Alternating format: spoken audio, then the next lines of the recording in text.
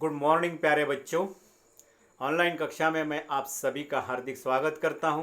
प्यारे बच्चों, हम लोग देख रहे हैं सिविक्स का चैप्टर नंबर 6 पॉलिटिकल पार्टीज, राजनीतिक दल। इसका आज हम लोग अंतिम तीसरा भाग देखने जा रहे हैं। प्यारे बच्चों, हमने दूसरे भाग ने ये देखा था कि भारत के प्रमुख जो है राजनीतिक दल, इसमें हम लोगों ने प्रमुख 6 राजनीतिक दलों की जानकारी हासिल की थी, उनकी विचारधारा, उनके संस्थापक और उन्होंने कब कब भारत के सेंट्रल में या स्टेट में अपनी अपनी सरकारें बनाई हैं, इन सभी बिंदुओं पर हमने विस्तृत चर्चा की है। अभी जो मुख्य जो आज के इस भाग में हम पढ़ने वाले हैं या चर्चा करने वाले हैं वो है हमारे राजनीतिक दलों के सामने कौन सी चुनौतियां हैं या समस्याएं हैं और उन समस्याओं का समाधान हम लोग कैसे कर सकते हैं। ये प्रमुख 2 बिंदुओं पर हम लोग आज चर्चा करने जा रहे हैं। तो सबसे पहले हम लोग शुरू करते हैं कल से ही। कल के जो हमने पढ़ा था, थोड़ा मैंने ये तुलनात्मक थोड़ा दिया है कि राष्ट्रीय दल, शॉर्ट में आपको पढ़ने के लिए, राष्ट्रीय दल, स्थापना वर्ष, संस्थापक नेता, चुनाव चिन्ह और वर्तमान अध्यक्ष। तो सबसे पहले देखिए, भारतीय राष्ट्रीय कांग्रेस 1885 में जवाहरलाल नेहरू इसके प्रमुख नेता थे। प्रथम अध्यक्ष WC बैनर्जी 1885 में, और ब्रिटिश अधिकारी सर एलन ह्यूम के प्रयासों से इसकी स्थापना हुई थी। चुनाव चिन्ह इनका पंजा है और सोनिया गांधी कार्यकारी अध्यक्ष है। भारतीय जनता पार्टी जो पहला जनसंघ के नाम से 1980 में अटल बिहारी वाजपेयी जनसंघ के अध्यक्ष थे, श्री श्यामा प्रसाद मुखर्जी। कमल उनका चुनाव चिन्ह है। वर्तमान समय में JP नड्डा इनके अध्यक्ष है। बहुजन समाज पार्टी 1984 में इसकी स्थापना कांसीराम ने की थी। हाथी इनका चुनाव चिन्ह है। वर्तमान समय में सुश्री मायावती इनकी अध्यक्ष है, सुप्रीमो है। भारतीय कम्युनिस्ट पार्टी M, मार्क्सवादी, 1964 में इसकी स्थापना हुई है। ज्योति बसु, कोयता हथौड़ा, सीताराम येचुरी वर्तमान अध्यक्ष है। भारतीय कम्युनिस्ट पार्टी 1925 में, इसी से फिर वो भारतीय कम्युनिस्ट पार्टी M की स्थापना हुई।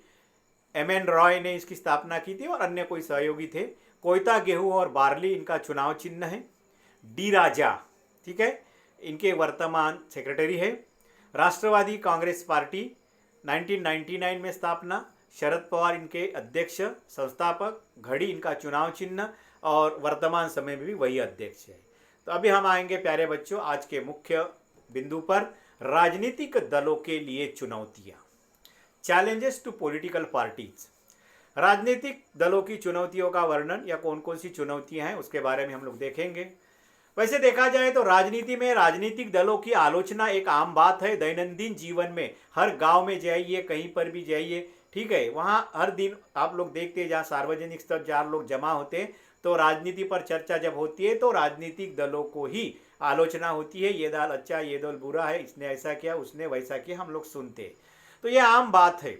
लोकतंत्र का प्रभावी उपकरण बने रहने के लिए राजनीतिक दलों को इन चुनौतियों का सामना करना भी चाहिए और इन पर जीत भी हासिल करना चाहिए। बहुत इंपॉर्टेंट एस्पेक्ट है प्यारे बच्चों, जो दोनों लाइन है कि राजनीति में राजनीतिक दलों की आलोचना, ये तो आम बात है, वो कोई छूटने वाला नहीं है, क्योंकि लोकतंत्र का राजनीतिक दल एक प्रभावी उपकरण है और प्रभावी उपकरण बने रहने के लिए राजनीतिक दलों को ऐसी चुनौतियों का सामना करना ही पड़ेगा। और उन केवल सामना नहीं करना है, तो उन चुनौतियों को वो जीत हासिल करना है, उन चुनौतियों पर विजय हासिल करना है, पार करके लोगों के सामने एक अच्छा साफ सुथरा व्यवहार वो कर सकती है। तो देखते हैं कौन कौन सी चुनौतियां हैं। सबसे पहली चुनौती है प्यारे बच्चों भारत में जो है कि पार्टी के भीतर लोकतंत्र का न होना।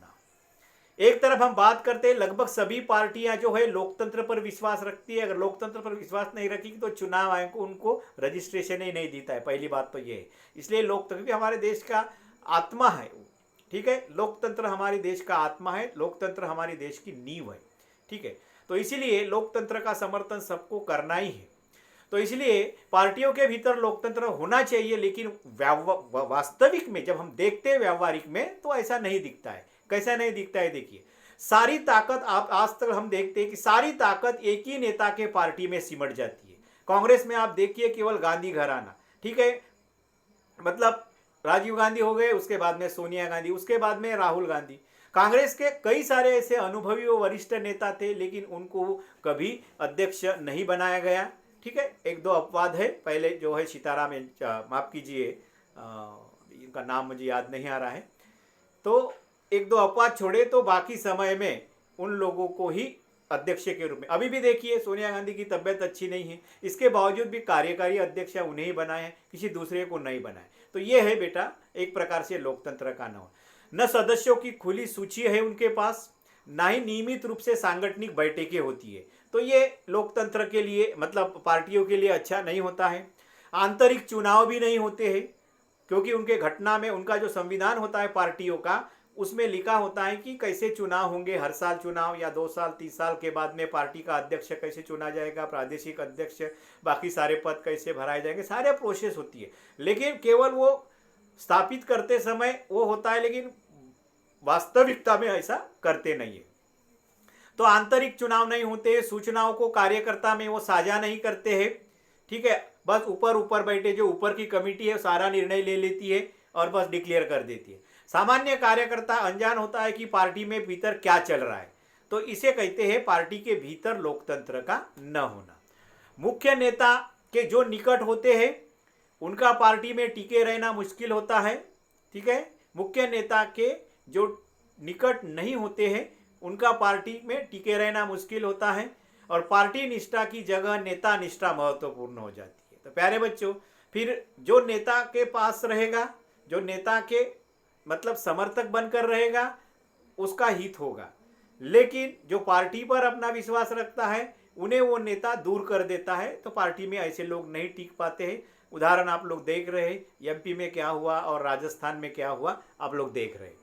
दूसरा है ये तो वंशवाद की चुनौती, ये बहुत बड़ी चुनौती है। अभी वर्तमान समय में तो ये इतना हद पार कर चुकी है कि केवल नेताओं के ही परिवार व रिश्तेदारों को टिकट दी जाती है, और वही घराने शाहीदार पूरी तरह से वही शासक बन रहे हैं। और क्या है, उनके हाथ में सत्ता है, धन है, पैसा है, और लोग भी जो है उनको चुन के देते हैं।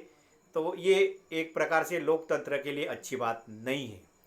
यह चुनौती पहली चुनौती से जुड़ी हुई है, जो हमने ऊपर के कहा कि एक ही नेता के हाथ में पूरा नियंत्रण। आप राष्ट्रवादी कांग्रेस में देख लीजिए, ठीक है, शरद पवार और उनके, ठीक है, सारे परिवार फैमिली उन्हीं का नियंत्रण है। शिवसेना में आप देख लीजिए, बस अभी उनका बेटा आ गया, अभी उनका बेटा आ गया, दूसरा बेटा आ जाएगा, सब वही, बस वही सत्ता चलती रहेंगे, वही सत्ता में रहेंगे, दूसरे कार्यकर्ता को वहाँ पर। अभी देखिए जो उनके बेटे हैं उद्धव ठाकरे के मंत्री बने हैं, क्या एक्सपीरियंस है उनको? नहीं है। जबकि मंत्री अनुभवी व्यक्तियों को दिया जाता है, नहीं, लेकिन मुख्यमंत्री का बेटा है तो उनको दिया गया। तो ये है सारा वंशवाद।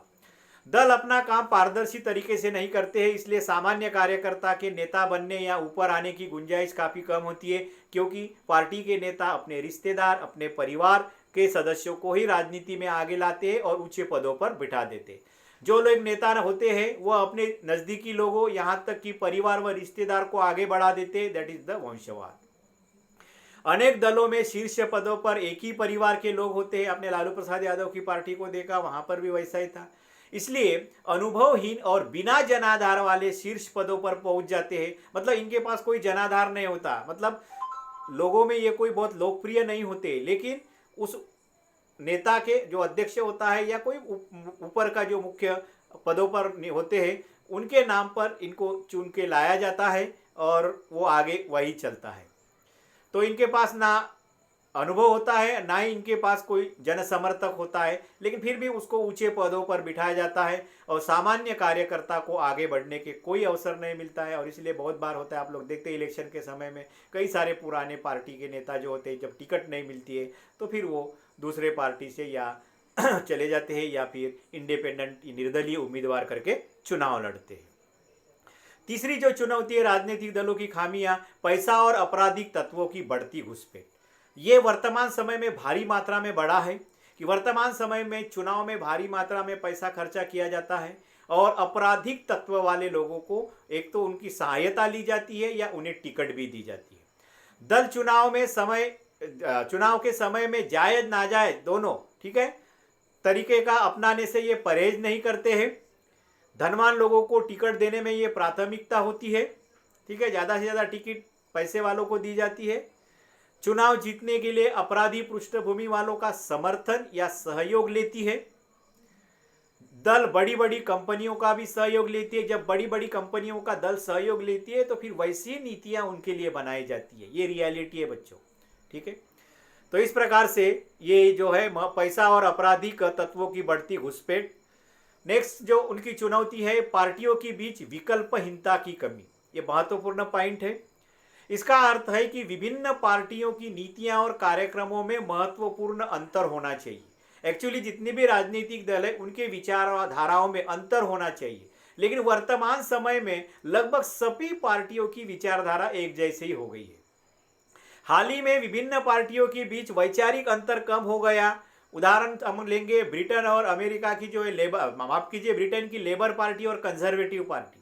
एक्चुअली लेबर पार्टी एक कंप्लीटली लेबर के यानी कि जो निम्न स्तर के लोग हैं, यानी कि गरीब वर्ग के लोग हैं, मध्यम वर्ग के लोग हैं, उनके हितों की रक्षा करने वाली पार्टी है। और कंजर्वेटिव ये अभिजात वर्ग वाली पार्टी है, ठीक है। जबकि दोनों में काफ़ी अंतर होना चाहिए, लेकिन वर्तमान समय में दोनों की नीतियां एक जैसी होती है। तो ऐसे समय में क्या होता है, लोगों के सामने विकल्प नहीं होता, अरे दोनों के विचार एक जैसे, फिर किसको चुन के देना है। अब तीसरे विचार कोई होता तो उससे अलग विचार अगर लोगों को चाहिए तो है ही नहीं। तो ये सारी समस्या है। हमारे देश में भी आर्थिक मसलों पर पार्टियों पर बड़ा कम अंतर रह गया है। अभी जो न्यू इकोनॉमिक पॉलिसी आ गई है तो लगभग सभी ने एक्सेप्ट किया है। भाजपा भी इसका पहले विरोध करती थी, लेकिन जब सत्ता में आ गई तो बाद में उन्होंने कांग्रेस से ज़्यादा उसको आगे बढ़ा दिया। तो ये रियलिटी है, मतलब नीतियों में ज़्यादा अंतर नहीं रहा पार्टियों के। जो लोग अलग नीतियां चाहते हैं उनके लिए विकल्प नहीं। अभी देखिए, मैंने कहा दोनों पार्टियों के विचारों में, दोनों पार्टियों के नीतियों और कार्यक्रमों में अंतर नहीं है। दोनों को एक जैसी है, थोड़ा बहुत अंतर होता है, ज़्यादा फर्क नहीं होता है। अब इसके कारण क्या होता है, लोगों के सामने तीसरा विकल्प ही नहीं है कि अगर दोनों की नीतियां उन्हें पसंद नहीं है, तीसरी नीति वाला उनके सामने ही नहीं है। तो ऐसे समय में ये एक प्रकार से लोकतंत्र के लिए खतरा है। कई बार नेता का भी विकल्प नहीं होता है, ये भी इंपॉर्टेंट है प्यारे बच्चों। कई बार क्या होता है, वही नेता उनको, जो राजनीतिक दल होते हैं उसी नेता को वहां पर चुनाव लड़ाते हैं, और हो सकता है कि दोनों नेता लोगों को पसंद नहीं है, लेकिन तीसरा विकल्प ही नहीं अच्छे नेता का। ऐसे समय में फिर दोनों में से एक को चुन के देना ही है मजबूरी में। तो ये इसके कहते हैं विकल्प नहीं न होना। तो कई बार नेता का भी विकल्प नहीं होता, क्योंकि थोड़े से ही नेता दल में आते जाते रहते हैं और वही लोग चुनाव लड़ते। इधर की टिकट नहीं मिली तो उधर जाओ, उधर की टिकट नहीं मिली। महाराष्ट्र के अभी चुनाव में आपने देखा, राष्ट्रवादी कांग्रेस और कांग्रेस के कितने सारे लोग भाजपा में चले गए और बाद में उनकी क्या हाल हो गए आप लोग जानते हैं। राजनीतिक दलों, तो ये थी प्यारे बच्चों जो राजनीतिक दलों की चुनौतियां। वेरी इंपॉर्टेंट एस्पेक्ट है ये। इस पर बहुत बार, मतलब मैक्सिमम बार प्रश्न पूछा जाता है, ठीक है। तो उसके 4 पॉइंट जो मैंने बताए हैं वो ध्यान रखिए। उसके बाद में हम लोग देखेंगे राजनीतिक दलों को कैसे सुधार सकते हैं। अभी हमने खामियां देखी, चुनौतियां देखी, अब उसको कैसे सुधार सकते हैं। तो उसके लिए कुछ ऐसे संवैधानिक प्रावधान, कानूनी प्रावधान भी किए गए। इसके अलावा नागरिक भी, या हम लोग अन्य क्या सुझाव दे सकते हैं, 2 भागों में उसको विभाजित करते हैं। तो राजनीतिक दलों को वैसे सुधारना इतना आसान नहीं है। क्यों आसान नहीं है? क्योंकि यही चुन के आते हैं, वही कानून बनाते हैं, ठीक है। इतना आसान नहीं, और ना ही उन्हें सुधरने के लिए मजबूर किया जा सकता है, क्योंकि फैसले लेने का अधिकार, अंतिम अधिकार इन्हीं प्रतिनिधियों के पास होते हैं। फिर भी राजनीतिक दलों को निम्नलिखित तरीके से सुधारा जा सकता है। तो सबसे पहले इसके लिए, राजनीतिक दलों को सुधारने के लिए जो कानून बना है वो है दल बदल विरोधी कानून, ठीक है।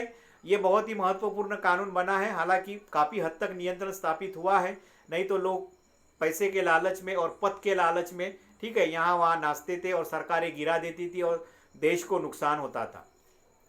विधायकों और सांसदों को दल बदल करने से रोकने के लिए संविधान में संशोधन किया गया। निर्वाचित प्रतिनिधियों के मंत्री पद या पैसे के लालच में दल बदल करने में आई तेजी को रोकने के लिए यह संविधान संशोधन किया गया और दल बदल विरोधी कानून बनाया गया। इस कानून के अनुसार कोई प्रतिनिधि अपना पक्ष बदलकर दूसरे दल में जाता है तो उसे अपनी सीट गंवानी पड़ती है।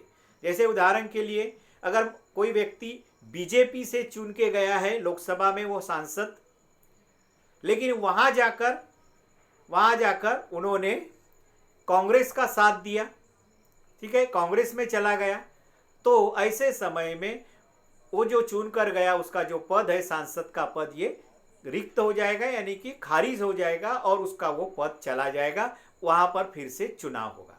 उसी प्रकार से अगर राज्य में होता है कोई एमएलए एक पार्टी से चुन के आता है और दूसरे पार्टी में जाता है तो उसका भी पद खारिज हो जाएगा, ठीक है। तो इस प्रकार से ये चीजें होती है। तो ये रोकने के लिए ये महत्वपूर्ण कानून बनाया गया है। इससे दल बदल में को लगाम तो लगा है, परंतु पार्टी के भीतर विरोध का स्वर उठाना मुश्किल हो गया। देखिए, एक तरफ हमने दल बदल कानून तो बना दिया और दल बदल पर रोक लगा दी, लेकिन इसका एक खामियां क्या है, इसके कारण मान लेते हैं नेता की बात अन्य लोगों को पसंद नहीं है, नेता का निर्णय पसंद नहीं है और उसके खिलाफ अगर ये कुछ आवाज करते हैं तो तुरंत इन्हें वो पार्टी से निकाल देंगे कि दल बदल कर रहा है करके, दल के खिलाफ या पार्टी के खिलाफ काम कर रहा है, इसलिए पार्टी से निकाल देंगे और उसका पद चला जाएगा। मतलब हो सकता है वो नेता गलत हो, लेकिन ऐसे समय में पार्टी के भीतर विरोध का स्वर उठाना मुश्किल हो जाता है। मतलब वो नेता कुछ भी करे उनको सुनना पड़ेगा और सहना पड़ेगा। अभी आप लोगों ने उदाहरण देखा है राजस्थान में, ठीक है, पायलट का, हालांकि वो सफल नहीं हुआ, लेकिन उनका कहने का मतलब वही है कि इनका मनमानी तरीके से ये चल रहा है, हमें कुछ पूछता नहीं है, हमें कुछ ये करता नहीं है, तो ये चीज़ है।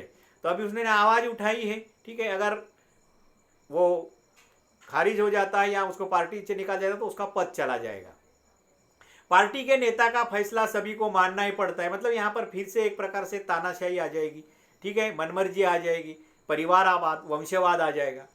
तो ये उसकी खामी है। ये उच्चतम न्यायालय ने भी ये जो है मुख्य रूप से जो राजनीतिक दलों में सुधार लाने के लिए कुछ प्रयास किए हैं, कुछ आदेश दिए हैं, उसको हम लोग देखते हैं।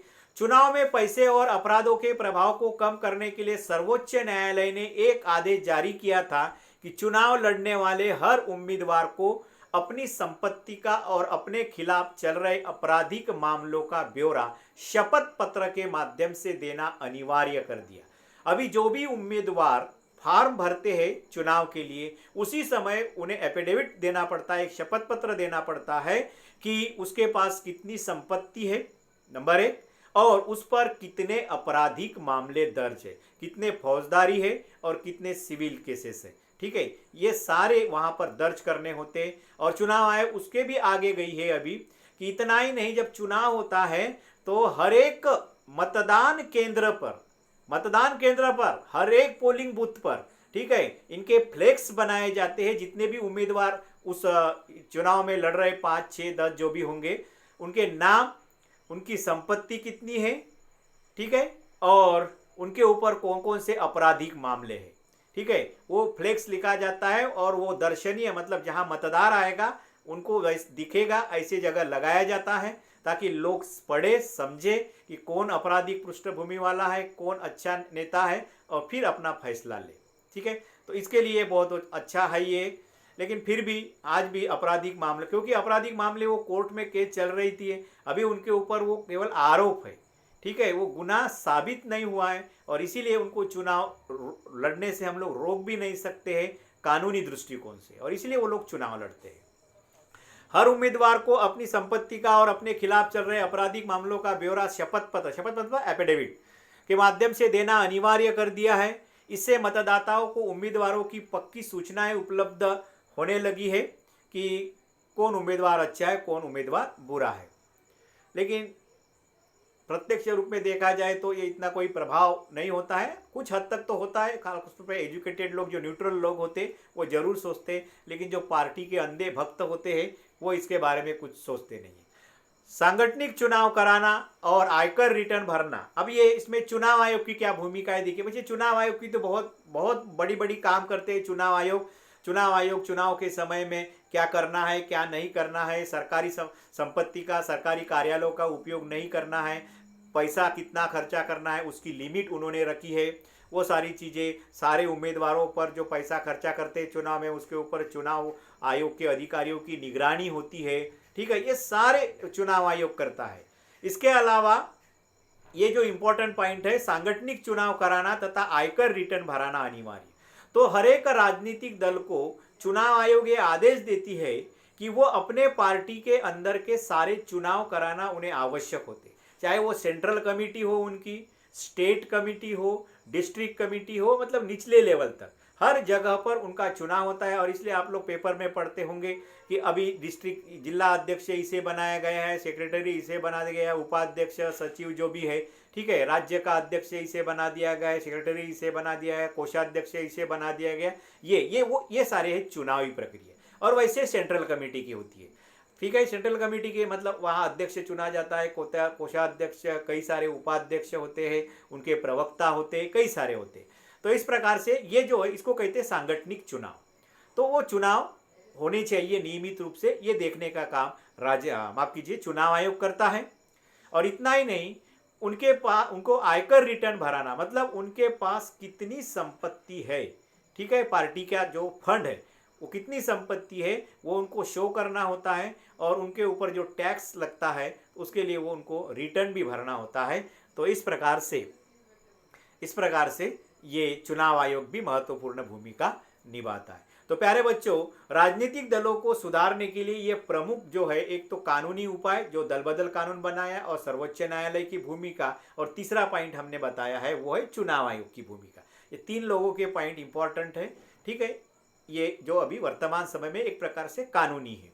अभी हम लोग देखेंगे इसके अलावा क्या राजनीतिक दलों में सुधार करने के लिए कोई और सुझाव दिए जा सकते हैं? हाँ, दिया जा सकते हैं। वो कौन से सुझाव है देखिए। दलों के आंतरिक कामकाज को व्यवस्थित करने के लिए कानून बनाकर दलों में सुधार किया जा सकता है। उसके लिए कानून बनाना, अंतर्गत कामकाज को व्यवस्थित करने के लिए, फिर उसमें कौन कौन से प्रावधान होने चाहिए देखिए। जैसे सभी दल अपने सदस्यों की सूची रखे, उतने सारे जो पार्टी के कार्यकर्ता है उनका पूरे नाम और पता, उनके नाम दर्ज होने चाहिए। नंबर 1, उनका पार्टी का जो संविधान है वो ठीक तरीके से उसका पालन करें। पार्टी में अगर कोई विवाद होता है तो विवाद के स्थिति में एक स्वतंत्र प्राधिकारी को पंच बनाए, एक स्वतंत्र अधिकारी, न्यूट्रल अधिकारी होना चाहिए और उस विवाद का न्याय करना चाहिए। और सबसे इंपॉर्टेंट, सबसे बड़े पदों के लिए खुला चुनाव अनिवार्य कर देना चाहिए। खुला चुनाव, ओपन, जिसको पार्टी के अध्यक्ष का चुनाव लड़ना है लड़ो, पार्टी कार्यकर्ता उनको वोट करेंगे। लेकिन अभी भी हमारे देश में ये प्रथा नहीं है। बंद कमरे में कुछ गिने चुने नेता तय करते हैं और फिर पार्टी अध्यक्ष बना देते हैं। ये रियलिटी है, वास्तविकता है। तो लेकिन ऐसा होना चाहिए, खुला चुनाव होना चाहिए और जिनको वोट करना है, जो भी उनकी पार्टी की जो सूची बनाएंगे वो लोग वोट करेंगे और फिर वो अध्यक्ष चुन के होगा। ऐसा होना चाहिए और यही सही मायने में लोकतांत्रिक व्यवस्था है। दूसरा उपाय देखिए, चुनाव खर्च सरकार उठाए। आमतौर पर क्या होता है, अभी जिनके पास पैसा है, धनी लोग ही ज़्यादा चुनाव में आते हैं और अमाप पैसा खर्चा करते हैं। वो दिखाते तो नहीं है लेकिन वास्तविकता पे आप लोग देखते हैं गाड़ी में इतने करोड़ पकड़े गए। और क्या बोलते हैं, जो लास्ट रात होती है चुनाव के दिन के, मतदान के दिन के पहले के, उस समय कितने सारे लोग पैसे बांटते हैं। ठीक है, हम लोग ऐसे डायरेक्टली लिख नहीं सकते हैं लेकिन हम पेपर में पढ़ते हैं, ये है, हमको लिखना नहीं है इसमें, लेकिन उदाहरण के तौर पे मैं आपको बता रहा हूँ कि इतना अमाप पैसा, हालांकि वो शो नहीं होता है और प्रूफ नहीं होता है, दैट इज डिफरेंट थिंग, लेकिन रियलिटी यही है, इसलिए हम लोग लिख नहीं सकते इसमें। तो इस प्रकार से ये रियलिटी है। तो इसलिए बहुत अच्छा सुझाव है ये कि सरकार द्वारा चुनाव का खर्चा उठाया जाए, यानी कि हर एक उम्मीदवार को उतनी मात्रा में पैसा मिलेगा। और वो अभी क्या हो रहा है, धनवान व्यक्ति के पास पैसा ज़्यादा है तो उनके पास प्रचार के माध्यम, प्रचार के साधन, मीडिया पर उनका नियंत्रण, सब चीज़ें का वो इस्तेमाल करके वो चुनाव जीतता है। लेकिन जो गरीब है लेकिन अच्छा उम्मीदवार है तो वो पैसे के अभाव में फिर उसके तरफ ना कोई देखता है, ठीक है, और ना ही उनको सुनता है। तो ये रियलिटी है। तो सरकार दलों का चुनाव लड़ने के लिए धन दे, यह पिछले चुनाव में मिले मतों के अनुपात में नगद पैसा दिया जाना चाहिए। पिछले चुनाव में उनको कितने प्रतिशत वोट मिले उतने प्रतिशत उनको पैसा देना है। इसके अलावा भी है, सुधार की इच्छा रखने वाले खुद राजनीतिक दलों में शामिल होकर, जहाँ आमतौर पर हम लोग जब चर्चा करते हैं, है ये दल ऐसा है, वैसा है, ऐसा नहीं होना है, वैसा नहीं होना है, ऐसा होना चाहिए, वैसा होना चाहिए, अगर मैं जाऊंगा तो जो इस प्रकार से जो स्वयं इच्छा रखते हैं कि राजनीतिक दलों को सुधार, तो स्वयं उस राजनीतिक दल में जाए और वो सुधारे। लेकिन वो इतना आसान नहीं है कि उस राजनीतिक दल में जाने के बाद में क्या उसे वो ऊंचे ऊंचे पद तक जाने देंगे, ये भी एक प्रश्न चिन्ह वाला एक प्रश्न चिन्ह ही है। लेकिन फिर भी अगर अच्छे लोग अगर किसी पार्टी में जाते हैं तो डेफिनेटली सुधारा जा सकता है। ठीक है, हर चीज़ संभव है। ठीक है, अगर क्या कहते हैं हम लोग, पॉजिटिव थिंकिंग है, विल पावर स्ट्रांग है, तो एवरीथिंग इज पॉसिबल। सभी राजनीतिक दल महिलाओं को एक खास अनुपात में टिकट देना चाहिए। अगर खास अनुपात में टिकट देंगे तो महिलाओं के लिए रिजर्वेशन की जरूरत ही नहीं है। अगर हर एक पार्टी अपनी 33% सीटें महिलाओं के लिए दे दे तो क्या होगा, 33% सीटें अपने आप पार्लियामेंट में या असेंबली में चुन के आ जाएगी। क्या जरूरत है स्पेशल उनके लिए आरक्षण का, मतलब बिल लाने का? अभी भी पार्लियामेंट में पिछले 30-35 साल से पड़ा हुआ है। तो ये रियलिटी, तो इसीलिए इतना आसान तरीका है, कुछ नहीं है। हर एक राजनीतिक दल 33% महिलाएं चुनाव में खड़े करेगी, उनके 33% महिलाएं उम्मीदवार रहेगी। ठीक है, तो ये होना चाहिए। तो इस प्रकार से प्यारे बच्चों, यहाँ पर ये हमारा चैप्टर समाप्त हुआ है। इनके इंपॉर्टेंट 3-4 प्रश्न है, वो आप लोग देख लेना। सारे प्रश्नों के उत्तर दिए हैं मैंने, टू द पॉइंट वही लिखना है, अलग से कोई लिखने की ज़रूरत नहीं है।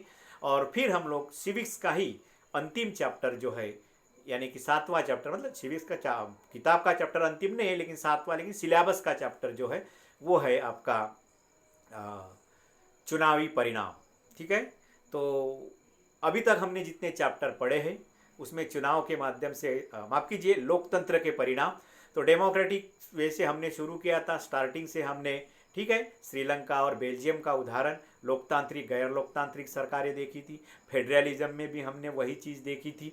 ठीक है, अभी पॉलिटिकल पार्टीज में भी हमने वही देखा है। ठीक है, राजनीतिक दल, सरकारें, गैर लोकतांत्रिक सरकार और लोकतांत्रिक सरकार। तो अभी हम लोग जो आगे लास्ट चैप्टर में पढ़ने वाले यही चीज़ कि लोकतंत्र के मूल्यांकन या लोकतंत्र के परिणाम। ठीक है, तो उसमें हम लोग देखेंगे क्या लोकतंत्र सही मायने में अन्य शासन व्यवस्था से बेहतर है या नहीं, ये प्रश्न हम देखेंगे।